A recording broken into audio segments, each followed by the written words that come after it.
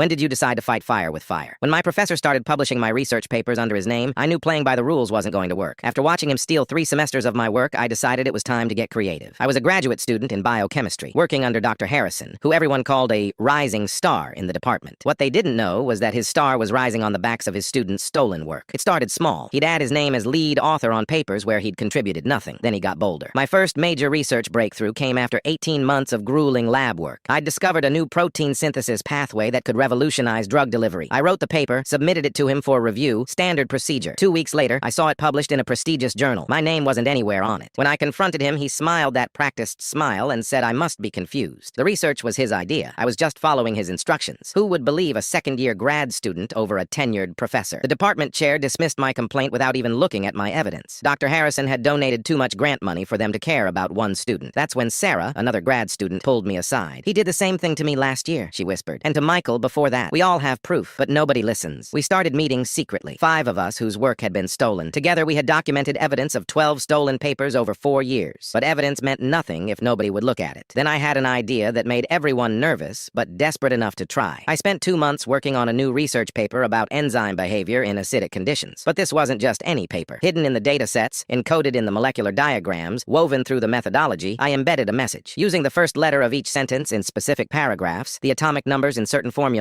and carefully placed citations, I spelled out Dr. Harrison steals student research check previous papers. The beauty was that it only became visible when you displayed the paper in presentation format, which I knew he would do. He always presented his work at conferences. I submitted it to him on a Friday afternoon, making sure to seem extra enthusiastic about the findings. By Monday, he'd already submitted it to the International Biochemistry Conference, the biggest event in our field. His ego wouldn't let him actually read past the abstract and conclusions. 2 weeks later, I sat in the back row of a packed auditorium as Dr. Harrison took the stage. My heart pounded as he pulled up the presentation. The first few slides looked normal. Then he reached the methodology section. As he clicked through, the hidden message began appearing. First, a few people in the front row noticed. They started whispering, pointing at the screen. Dr. Harrison, oblivious, kept talking about his groundbreaking research. Someone shouted, "Look at the screen!" He turned, confused. The conference organizer was already walking onto the stage. The whispers became murmurs, then open discussion. Someone pulled out their phone, comparing this presentation to his previous papers. Dr. Harrison's face went from confusion to horror as he finally saw what everyone was staring at. He tried to close the presentation, but the conference organizer stopped him. "I think we need to discuss this," he said into the microphone. By the end of the day, 3 other students had come forward with evidence. The conference launched an investigation. Within a month, 12 of his papers were retracted. His tenure was revoked. His research grants were suspended pending review. Sarah sent me a photo from the university website. They'd updated the faculty page, where Dr. Harrison's smiling face used to be. Now, there's just empty space.